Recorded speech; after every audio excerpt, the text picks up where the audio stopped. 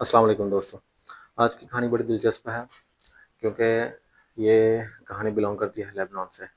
Lebanon में एक ऐसी जगह है जिस पर इतनी पतली सी बिल्डिंग है कि आप देखकर उसको हैरान हो जाएंगे, जिसकी एक तरफ से चौड़ाई जो है वो 4 मीटर है और एक तरफ से सिर्फ और सिर्फ 60 सेंटीमीटर है, यानी तकरीबन 2 फीट के करीब उसकी चौड़ाई है। तो इसका जो टोटल स्क्वायर डायामीटर है वो तकरीबन 120 स्क्वायर मीटर है। तो ये बिल्डिंग बनाई गई थी 1944 में। इसकी कहानी कुछ यूँ बयान की जाती है कि ये जो जगह है ये 2 प्लॉट्स थे और ये इन दोनों भाइयों को अपने वालिद की विरासत में से मिले थे। लेकिन इन दोनों भाइयों के आपसी झगड़े की वजह से ये दोनों प्लॉट इनमें डिवाइड हो गए, जिसको प्लॉट ए या प्लॉट बी कहकर आप समझ सकते हैं इस कहानी को।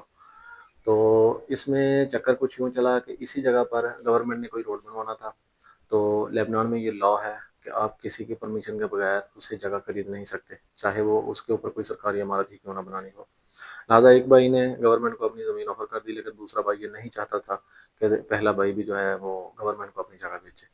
तो उसकी ज़मीन की वैल्यू कम करने के लिए एक भाई ने इसके ऊपर जो है ना वो बिल्डिंग बना दी और इसके ऊपर 2 मंजिला इमारतें जो है ना वो उसने तामीर की। और लेकिन दोनों मंजिलों के ऊपर ही उसने सिर्फ दो दो कमरे बना सके, क्योंकि जगह की कमी की वजह से वो बिल्डिंग इतनी सक्सेस नहीं हो सकी।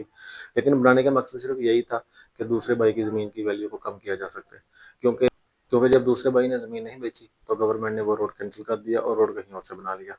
अब उस भाई का चक्कर ये था कि अब गवर्नमेंट का प्लान तो यहाँ से कैंसिल हो गया, लेकिन अगर दूसरा भाई इस जगह के ऊपर कोई भी और इमारत बनाना चाहे या कुछ भी बनाए तो सामने समंदर का व्यू और सनलाइट का व्यू उसके ऊपर ख़त्म हो जाए। तो ये कहानी थी इन दो लेबनान के भाइयों की, और इस जगह को आज भी विजिटिंग के लिए ओपन रखा गया है।